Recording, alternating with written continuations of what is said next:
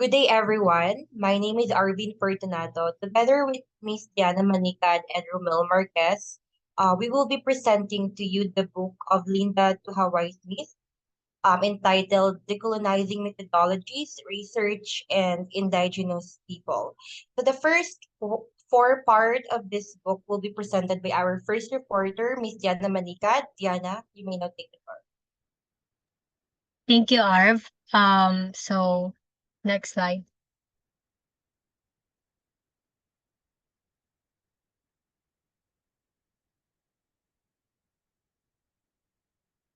So the introduction, the book by Linda to Smith, which explores the relationship between indigenous peoples and research. So indigenous peoples must create their own methods for doing research. So the word research, probably one of the dirtiest words in the indigenous words vocabulary. So here, gumawa sila ng poetry about research, a history that continues to insult a core of the humanity of these indigenous people due to exploitation and colonialism. In earlier times, in the past, researchers would frequently visit native villages, collect data, and then go with little positive impact on the population. So as a result, people began to distrust and dislike these researchers. So the next slide. So the first chapter is imperialism. So imperialism talks about a critical analysis of the impact imperialism on the lives of indigenous peoples. So itong quotes na to means that the instrument and techniques used to establish the system of power and oppression cannot be used to eliminate them. People must develop their own weapons and strategies to confront and overthrow these institutions. Next slide.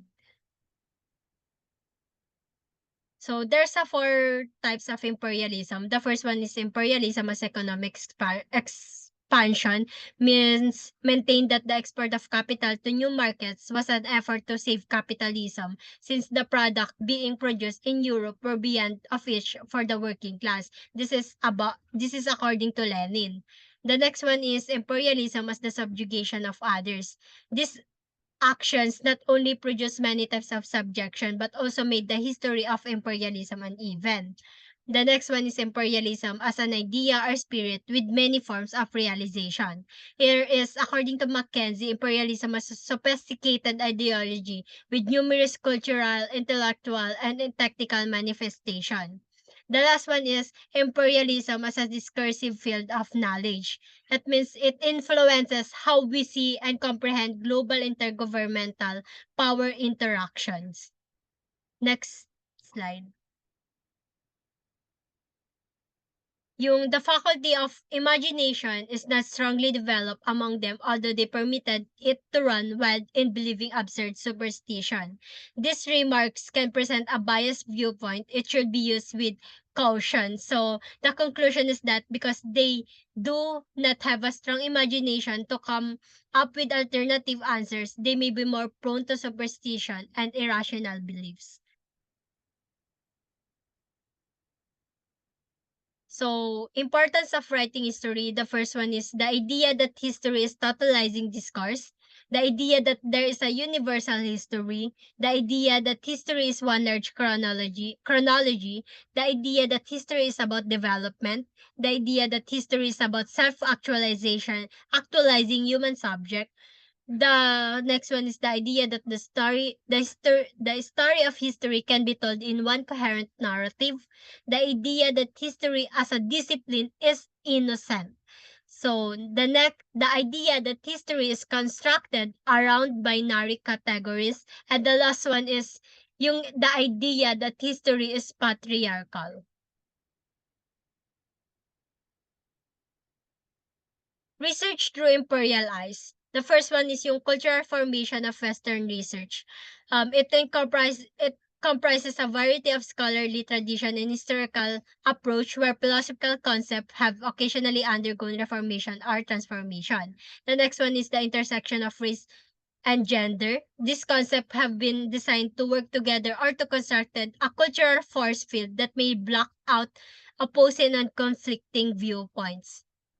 The next one is yung conceptualization of individual and society by allowing disparities between set categories and categories that individuals may establish. The West dominance was furthered. Yung conception of space and conception of time. Conception of space, people built homes and communities gathered and exhibited items, planned battles, laid out fields for agriculture, carried out on business, showed art, staged plays, and divided one's activity from another. Yung conception of time kasi, time is connected to social activity and has been related with the Protestant ethic and science, empire, industrial revolution. Yung colonizing knowledges, the first one, establishing the positional superiority of Western knowledge, means that the modern state had its beginning with the idea of modernity, which marked the end of absolutist rules and feudalism. Next one is colonizing the disciplines. Researchers, and communities of academics do, however, have official organizations, many which have ethical standards. Disciplining the colonized. So this context, the colonist disciplines should be applied in this concept when we consider discipline as an approach to structuring not just information system but also individuals or bodies. It becomes more intriguing. So the next one, yung colonialism and native intellectual. Nationalist movements have viewed the role of native intellectuals educated in the West of problematic. Yung last one naman is yung the authentic essentialist, deeply spiritual other. It means that it's obvious that contrast and defining features between indigenous peoples and the West are the values, attitudes, concept, and language that are ingrained in spirituality that related with beliefs. Yung last chapter naman is yung research adventures on indigenous la explore the complex issues surrounding research on indigenous lands, means that in the book cover a wide range of topics including the politics of research, the role of indigenous knowledge, and the challenges of conducting research in a culturally sensitive and respectful way. So overall, this one is a thought-provoking and insightful exploration of the complexities and responsibilities of research on indigenous lands. So that's for my part. Thank you.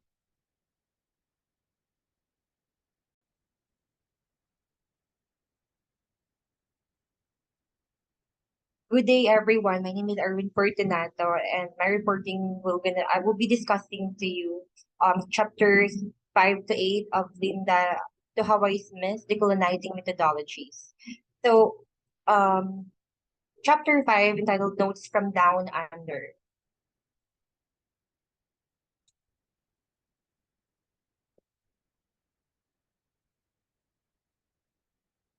So the Hawaii Smiths understand that many people would argue that European imperialism in history, and that as a result of failures, the world is now a better place. Nevertheless, she also acknowledged that power structures continue to oppress and that many people still suffered from human rights violation and oppression.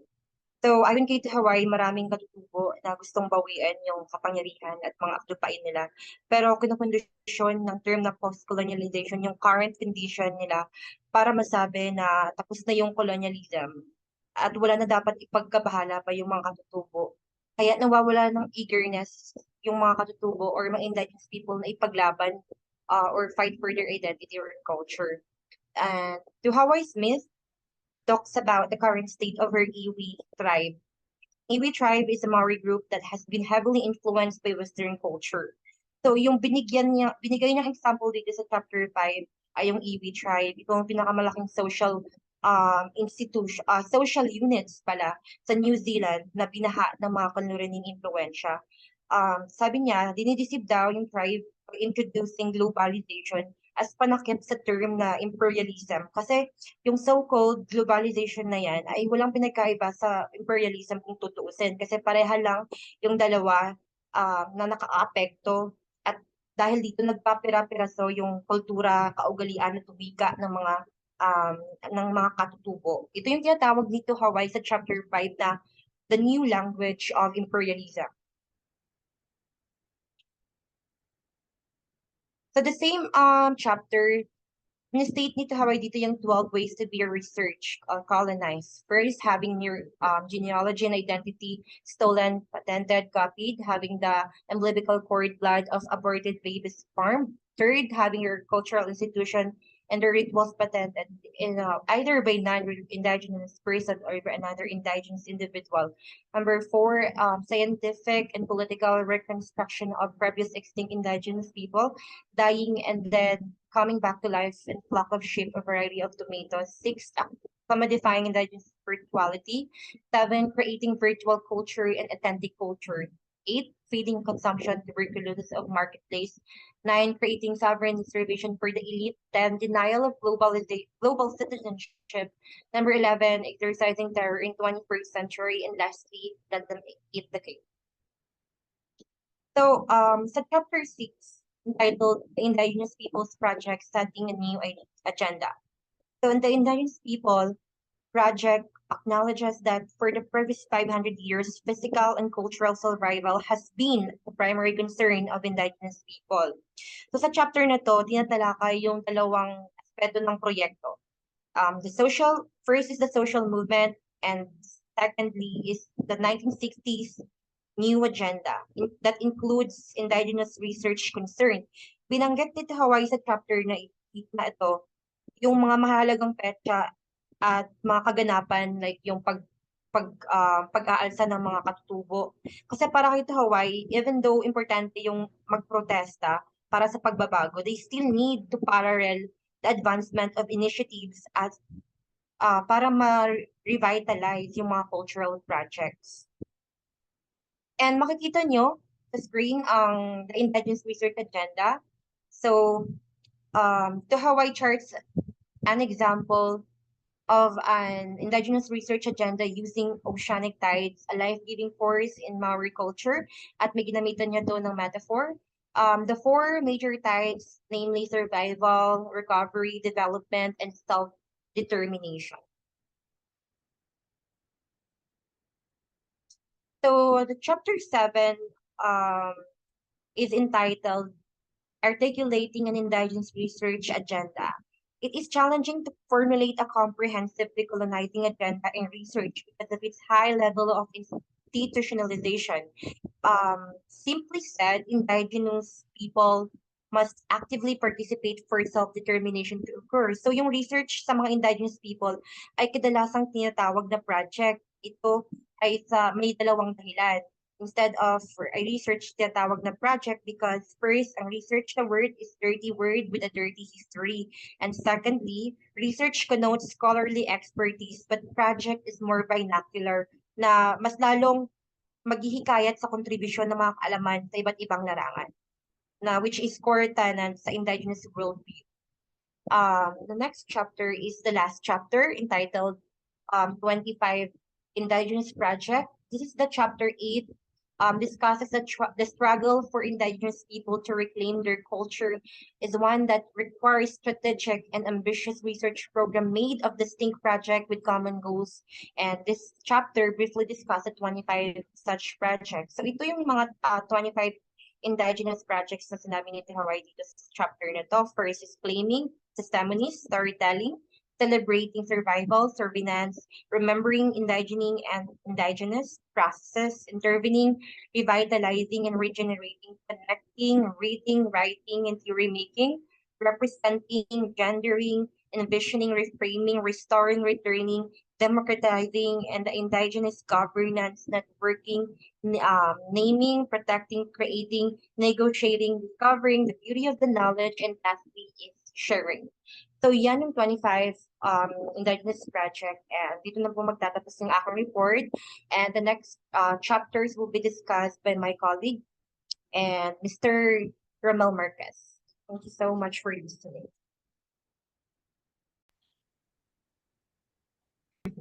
Okay. So good day everyone. I am Romel Marquez and I am here to present to you the final chapters of the book Decolonizing Methods by Linda Tuhiwai Smith. In this chapter, we were focusing on the case of Maori. So please next slide. Next pa. So from Maori as research to Maori as researchers. So as we heard naman kanina sa previous reporters, Maori has been colonized by different foreign countries, and to retaliate sa ano nila sa pagiging object ng research ng mga ano na yan, ng mga foreign countries na yan, kasi to be research is to be colonized. So in retaliation, from the late 1960s, the Maori people retaliated against the researches made by the foreign countries. According to Linda Tohiwai Smith, they also made their own research, and there are three incentives for this. First, it established the Waitangi Tribunal. Second, it revitalized the Maori language. And lastly, it opened up more critical approaches in research. Next slide. Okay, so before tayo mag-proceed sa discussion about sa Maori research, Linda Tohiwai Smith, nagbigay siya ng Western criticism of Western research. Different approaches in research resulted in different debates. There are critics of positivism or critical theory. Marxism challenges liberal theories of modernization. And finally, rise and challenges of feminism. So, due to the differences in methods and methodologies, acquiring true knowledge is at stake. Since yung knowledge na makukuha sa research is dependent mismo sa methodologies na gagamitin nila. It is being debated within Western researchers on what is considered valid and reliable, since they are constructing scientific instrument or knowing the human condition. On one hand, we have critical theory positivist researchers. Their research affect not just the sphere of academic knowledge, but it penetrated through the social realm. So even the most ordinary person, nag-rise sa kanila yung mga tanong, and especially yung tanong ng social justice. We also have the Marxism, which challenges liberal theories of modernization and development, which accordingly determined how the imperial would deal with its former colonies. Lastly, andyan na yung rise ng mga feminists. So, feminist movements are also on the rise as they challenge the epistemological foundation of Western philosophy, academic practice, and research. That is according to Linda. But there are challenges to feminism, such as other groups of women or the women of color. For example, the black women, sina-challenge nila yung general assumption ng mga white women. Kasi yung white women, may tendency sila na universalize yung assumption nila. And later on, yung feminist movement moved towards academic developments. Feminist methodologies that are widely accepted as having legitimacy. So, gumawa sila ng sarili nilang methodology, and it is accepted as a legitimate method in acquiring true knowledge. Next slide. So, proceed na tayo sa Waitangi Tribunal. So, why it was established? So, kanina, in previous researchers, narinig natin na mayroong conflict sa mga land ng Maori. So, Waitangi Tribunal is established to counter the British Crown. No? Kasi they believe na yung treaty nila noong 1840 ay naging na-breach and hindi na sinunod ng British Crown. So, it is significant because according still to Smith, it gave a concrete focus for situating the impact of colonialism in Maori worldviews and value system. It is to minimize the effect of the British Crown since it is believed to breach the treaty in 1840. In 1985, an act was implemented to broaden the scope of the tribunal. It is when the iwi or yung tinatawag natin mga tribes started to develop their own research programs. But the researches were very limited due to the limited funding and few skilled researchers. Okay, so may dalawang level itong research ng iwi. First level is archival works and familiarity with the course. Second level is interpretative research. So next slide. So research as extension of knowledge, no? Ang tanong dito is, sino yung nagbe-benefit sa knowledge? Is it the Maori people? So ang sagot ni Linda Smith dito, while this type of research was validated by scientific method and colonial affirmation, which is ayan yung research ng Maori people, it did little to extend the knowledge of Maori people. Instead, it left a foundation of ideologically laden data about Maori society, which was distorted notion what it means to be Maori. So, additionally, it did little to extend the knowledge of Maori people. Ayan, so next slide. Researchers must ask this question. So, if Si Linda Smith, nagbigay siya ng mga tanong na dapat isaalang-alang ng mga gustong mag-research sa Maori tribes. Who define the research problem? For whom is the study worthy and relevant? Who says so? What knowledge will the community gain from the study? What knowledge will the researchers gain from the study? What are some likely positive outcomes from the study? What are some possible negative outcomes? How can the negative outcomes be eliminated? To whom is the researcher accountable? What processes are in place to support the research, and the researchers? Next slide. So, mayroon pang mga questions dito sa chapter 10. Who are the Maori researchers? So, it cannot be the Maori people who are against Maori. So, hindi lahat ng Maori people is Maori researchers since pwede silang maging anti-Maori. Are non-indigenous researchers Maori researchers? Perhaps they can be involved but they have to be reposition themselves in Maori. So, kailangan nilang ibagay sa mga Maori people since Maori is cultural research, no? And limited siya sa Maori people. How do we characterize Maori research? So, yung answer dito is sa next slide. Yeah. So, ito yung characteristics ng Maori research. Number 1, it is related to being Maori, as I said earlier. Number 2, is connected to Maori philosophy and principles. Number 3, takes for granted the validity and legitimacy of Maori, the importance of Maori language and culture, and lastly, it is concerned with the struggle for autonomy over our own cultural well-being. So, ayan yung mga characteristics ng Maori research. So, how it lumagpas ka. How did it proceed, no? Number 1, syempre yung Maori research, beneficial siya beneficial siya sa mga people na nire-research or sa na-colonize. Respect for sharing on community and in sharing processes of knowledge. And it is not just ethical sa human side, but they have to discuss how it can be ethical sa environmental. So, next slide.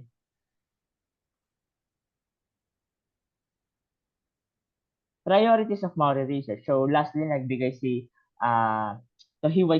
Linda Smith ng mga priorities ng research. Number 1, defining the ways research should proceed, training of Maori researchers, discussion of culturally appropriate ethics, ongoing development of culturally sympathetic methods, continued collaboration with our own diverse event community of interest, development and dissemination of literature by Maori on research, continued reflection, evaluation, and critique of ourselves as a community of Maori researchers, extending the boundaries of Maori of our own fields and disciplines, education of the wider research community, including scientific, academic, and policy, and communities, and accountabilities to and outcomes for Maori. So, ito dapat yung maging priority ng kung paano pa mapapalaganap o mapapa-extend yung Maori research. So, ayan na yung final na binigay ni Linda Smith. So, hanggang dito na lamang po aking